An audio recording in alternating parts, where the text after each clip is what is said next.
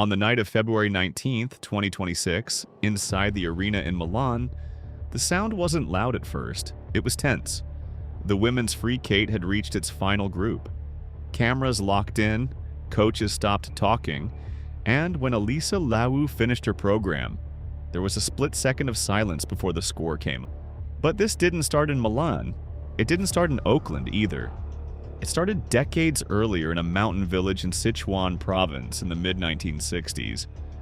A place without electricity, dirt roads, 6 children in one family.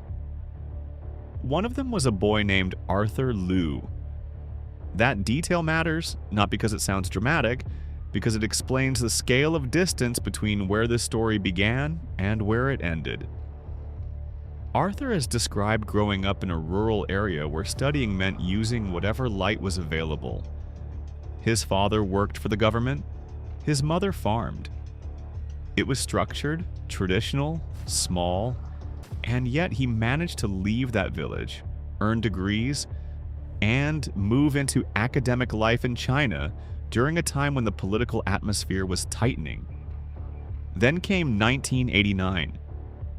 If you know Beijing that year, you know the temperature of the moment. Students gathering, calls for reform, hope mixed with risk. Arthur participated in those demonstrations. That isn't speculation. That's been documented in interviews over the years. And when the crackdown came, the message was clear. Staying carried consequences. So he left. He came to California. New country, a new system, a law degree that didn't transfer. English that needed sharpening. Starting again at the bottom, there's a detail here people skip over. Rebuilding sounds heroic when summarized. It feels different in real time. It means taking classes again, passing exams again, competing with people 10 years younger who never had to flee anything. Arthur went through law school in the United States and eventually built his own immigration practice. An immigration lawyer, that isn't poetic. It's practical. You help people navigate a system you had to survive yourself. Nothing about this was cinematic. It was incremental. Paperwork, clients, long hours, Bay Area rent. And then at 40 years old, he made a decision most people wouldn't. He wanted children. He was single. No partner, no traditional path forming. So he created one. Through egg donation and surrogacy, he became a father. 5 times. First Alysa, then Selena, then the triplets. Julia, Justin, Joshua, as his mother moved from China to help raise them. At one point, all 7 lived in a 1-bedroom apartment in the Bay Area. 3 bunk beds in one room. Years later, Alysa would say she actually missed that time. Said it felt fun, crowded, but warm. Kids climbing over each other late at night. That's not the childhood people picture when they see Olympic replays. No private rink in the backyard. No luxury training compound. Just proximity noise. A father balancing court hearings with snack time. And when Alysa was 5, Arthur took her to the Oakland Ice Center, partly because she had energy, partly because he admired Michelle Kwan.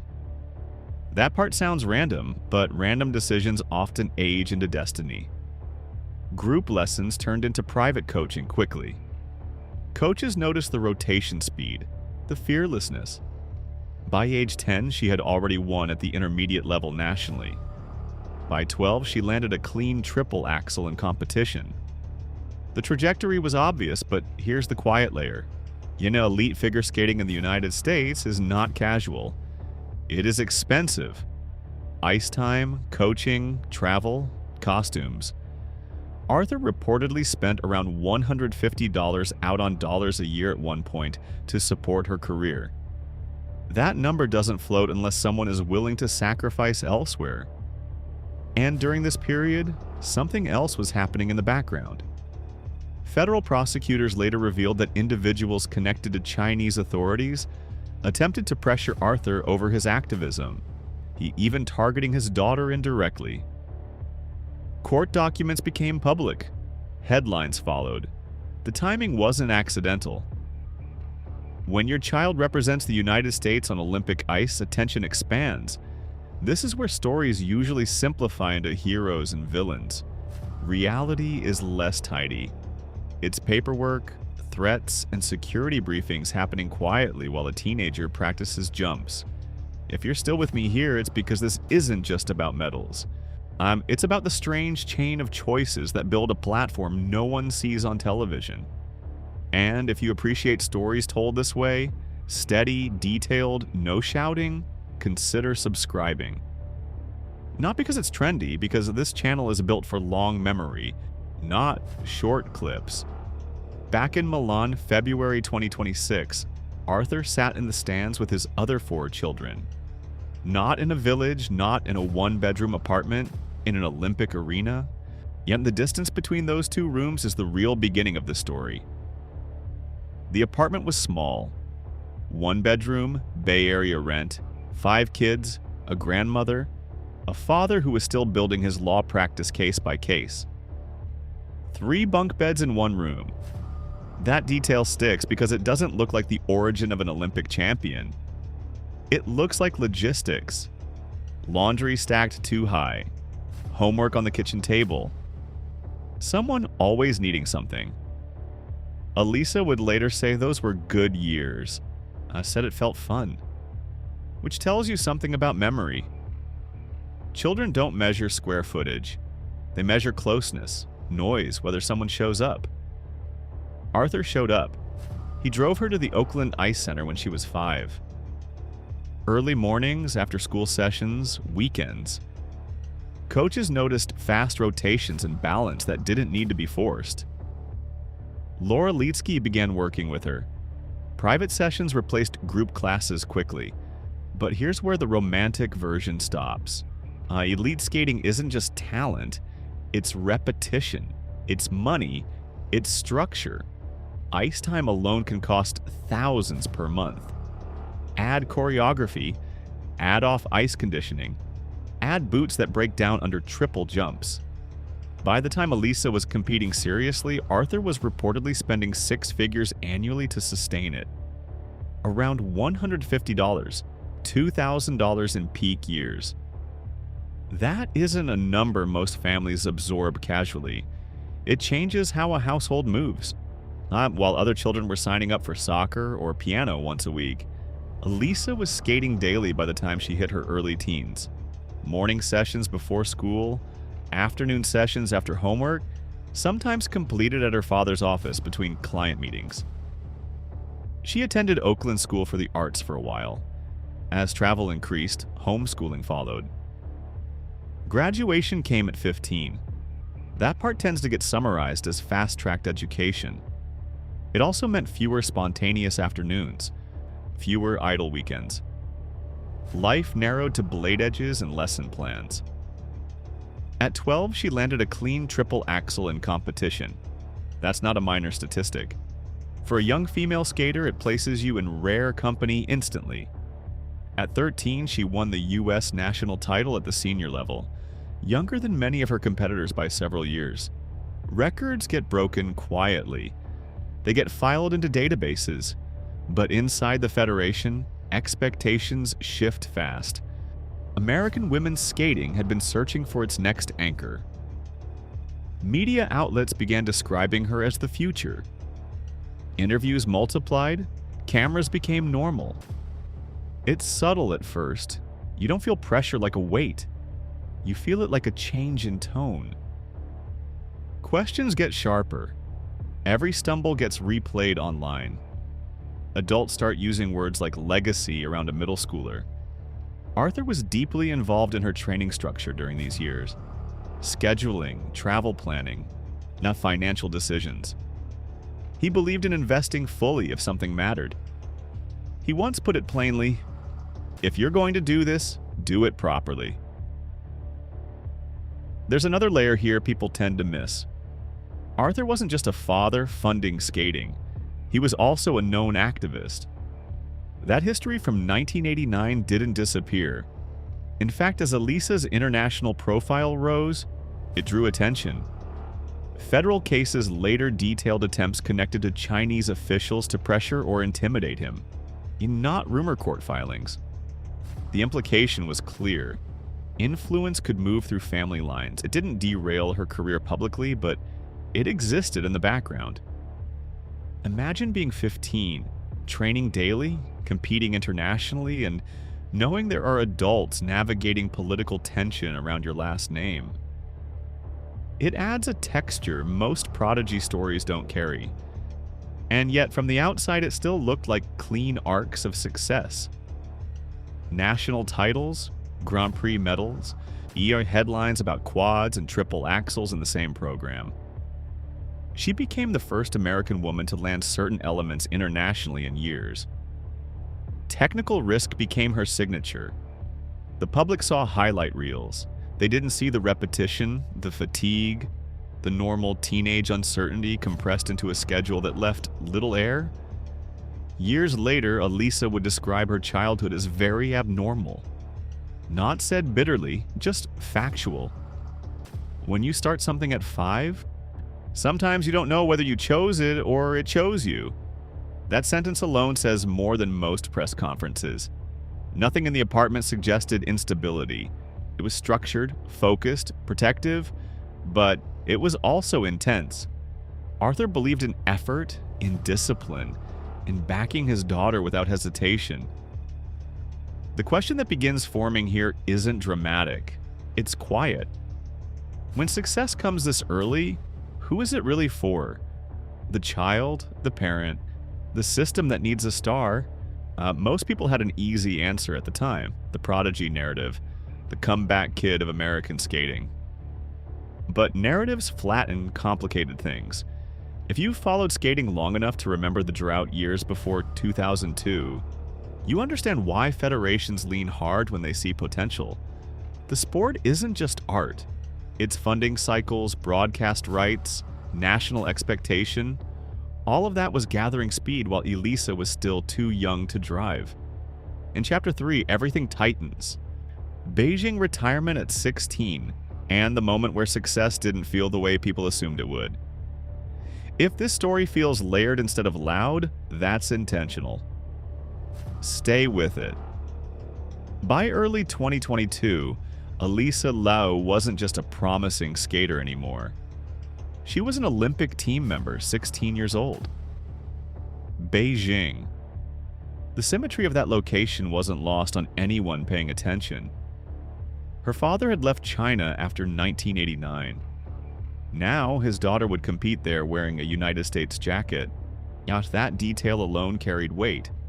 Publicly, the focus stayed on the sport programs, rotation calls, under rotations dissected in slow motion. But around that time, federal prosecutors in the United States unsealed a case involving individuals accused of attempting to intimidate or spy on Arthur Liu because of his activism. According to court documents, there were efforts tied to Chinese authorities to pressure him indirectly. The timing was uncomfortable, and this is where most stories either dramatize or sanitize. The truth is quieter. Security conversations happened. Awareness increased. Alysa still trained, still competed. In Beijing, February 2022, she delivered strong skates under enormous scrutiny. Not perfect, but composed. She finished with a bronze medal at the World Championships later that season in Montpellier. On paper, that season looked like success. And then she stopped, retired at 16. The announcement wasn't theatrical, like a social media post, a tone that felt calm. She wrote that she had been skating since she was 5, 11 years in total, and that she was satisfied, that she wanted to live a life beyond the rink. The public reaction split immediately. Shock, disappointment, support, confusion. Elite athletes almost never walk away at that point, especially not American medal contenders, especially not with technical momentum. The dominant explanation was burnout. It made sense. Daily training since childhood, media pressure, political background noise, travel. Expectations layered on expectations, but explanations often simplify what's messy. What she said later in interviews was more interesting. She didn't frame it as collapse. She described it as space, time to experience normal life, to feel what it was like not to be preparing for something. And she did normal things. She traveled with friends, went skiing, which felt almost ironic for someone whose whole life had been on ice. Yet she enrolled at UCLA studying psychology. She even teaked to Everest Base Camp over 17,000 feet above sea level. Not as a publicity stunt, just because she could. There's a detail in this period that tends to get skipped. When you remove structure from someone who's lived inside it since childhood, there's usually a disorientation phase. The silence feels loud. She wasn't posting dramatic confessions. She wasn't staging a comeback. She was quiet. Sometimes silence communicates more than a press conference. During these 2 years, American women's skating continued searching for stability internationally. The drought in Olympic gold from 2002 remained intact. Younger skaters rotated through the system. Coaches speculated about comebacks in interviews. The prevailing reading was simple. Early prodigy burned out, moved on. That explanation works. It doesn't explain everything. When she eventually returned to competition in 2024, the shift was subtle but real. The tone changed. She began selecting her own music, choosing choreography more actively, shaping programs to feel like hers. She also reportedly asked her father to step back from day-to-day involvement in her training, not to disappear, just to create space. Arthur admitted later that it stung a little. Of course it did. When you invest financially, emotionally, structurally for over a decade, stepping back isn't automatic, but he respected it. That decision might be the hinge point of this entire story. The public framed it as maturation, growth, a healthier dynamic. That resolves part of the equation, not all of it. The deeper shift seemed internal. She wasn't skating because she had been identified as the future. She was skating because she wanted to feel something again. Results didn't immediately scream dominance. She wasn't predicted to win everything. In fact, in early interviews ahead of the 2025 E5 World Championships in Boston, she suggested she'd be happy with a top 10 finish. That's not something you say if you're managing a hype machine. And then she won World Champion. First American woman to take that title in nearly 2 decades. That win recalibrated expectations quietly at first, then loudly. By the time the 2026 Olympic season approached, the narrative had flipped again. Now it wasn't prodigy. It was comeback, redemption, maturity. Those labels feel neat. Life rarely is. Heading into Milan, she was 20 years old, no longer a child star, not yet a veteran, carrying a past that included political tension, early fame, early retirement, and a return built on her own terms. When the Olympic short program scores came in strong, momentum built fast. The free skate would decide everything. Back in the stand sat Arthur and the siblings who once slept in bunk beds in a one-bedroom apartment. On the arc from Sichuan to Beijing to Milan had bent in ways few families could predict. February 19th, 2026. Milan, the women's free skate, was the last thing standing between Alysa Liu and history. Not abstract history, specific. American women hadn't won Olympic gold in singles since 2002. 24 years. An entire generation of skaters grew up under that gap. Nothing about that statistic belonged to her personally, and yet it hovered. The arena that night felt controlled. Not chaotic, just sharp. Every landing mattered, every edge call. You could see it in the way coaches leaned forward when the music started. Her program wasn't frantic, it was measured. She opened clean. Jump combinations placed with confidence. Rotation secure. There's a moment mid-program when the body either tightens or releases. She released. That's visible if you know what to watch for. Shoulders drop slightly. Timing breathes. When she landed the final jump and moved into the closing choreography, it wasn't explosive. It was contained, mature, the kind of skating you don't always see from someone who was once labeled the next big thing at 13. The score took a few seconds. Gold.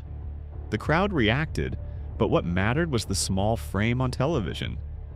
Her father in the stands, her siblings next to him. The family that once shared 3 bunk beds in a single bedroom, now watching an Olympic podium ceremony. That image doesn't require commentary. It stands on its own. The dominant narrative the next morning was simple. Comeback kid prodigy who stepped away and returned stronger. Redemption. All of that fits into headlines easily. It explains part of it. It doesn't explain the full distance traveled. A village in Sichuan in the 1960s, 1989 in Beijing. Immigration courtrooms in California, a 1-bedroom apartment in the Bay Area, early morning rink sessions, federal court documents tied to international pressure, a 16-year-old choosing to walk away, a 20-year-old choosing to return. None of those pieces are myth. They are documented. Incremental decisions stacked on top of each other. There's also something else worth noticing. In her post-competition interviews, she didn't speak like someone avenging a drought. She didn't claim destiny. She talked about feeling present, about enjoying the skate, about being grateful for the chance to compete again. That shift in language matters. Earlier in her career, interviews centered on technical milestones. Triple axels, quadruple attempts, youngest this, first that. In Milan, the vocabulary was different. Ownership, joy, calm. That doesn't erase the cost of getting there. It reframes it. Arthur, for his part, has never presented himself as a mastermind architect of a champion. When asked over the years about his involvement, he usually describes doing what he believed was necessary, investing, protecting, adjusting when asked to step back. And there's a difference between controlling a path and walking alongside it. Observers sometimes debate whether early intensity shapes resilience or pressure fractures it. Both can be true. The public prefers one clean answer. Reality resists that. In this case, the early structure didn't collapse the story, but it did require correction. Space, distance, a reset at 16 that most elite systems discourage. That decision might be the least glamorous turning point of all, because without it, Milan probably doesn't look the same. When she stood on the podium with the gold medal around her neck, the image circulated quickly online. But medals are endpoints. They don't reveal the chain that made them possible. It's tempting to say this proves that sacrifice guarantees reward, that leaving guarantees freedom, that returning guarantees triumph. It doesn't prove any of that universally. It shows that one family navigated politics, immigration, early fame, and expectation, and arrived at a specific night in Italy when the timing lined up. There's a final image that stays with me more than the podium. After the ceremony, away from the ice, there's footage of her laughing with her siblings. It doesn't look historic. It looks familiar, like that apartment years ago, like noise and closeness. The scale changed. The dynamic didn't. If you've watched this entire series, you understand that the gold medal wasn't born in a rink. It formed gradually through decisions that rarely made headlines at the time. Stories like this don't fit neatly into categories. Not prodigy, not victim, not miracle, just layered.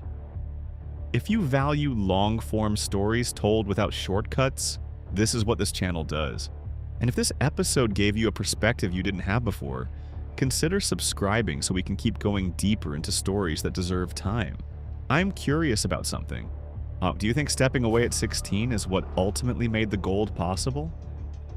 Or would she have arrived there anyway? Let me know where you're watching from too. I read those. Some journeys start with a medal.